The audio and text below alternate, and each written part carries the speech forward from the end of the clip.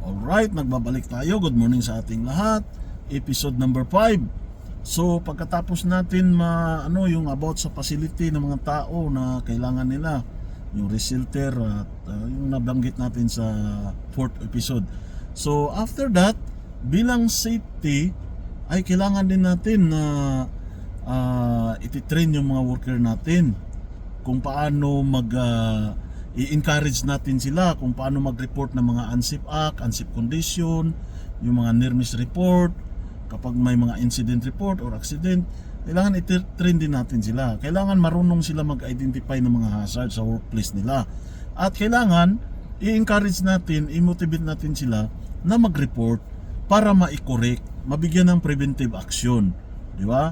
So yun ang isa sa tungkulin natin bilang safety, na ipaliwanag natin sa kanila na kaano kahalaga yung pagre-report ng mga, let's say, mga near miss, mga unsafe condition sa kanilang working area, lalo na yung mga ginagamit nila mga tools, equipment, yung area na pinagtrabahoan nila maaring unsafe. So tingnan natin yun at i-encourage natin sila, kasi minsan kailangan natin na kunin din yung side nila, yung support nila, kasi hindi natin yan basta-basta makaboard ang area. Okay? Isa yan sa ating mga tungkulin.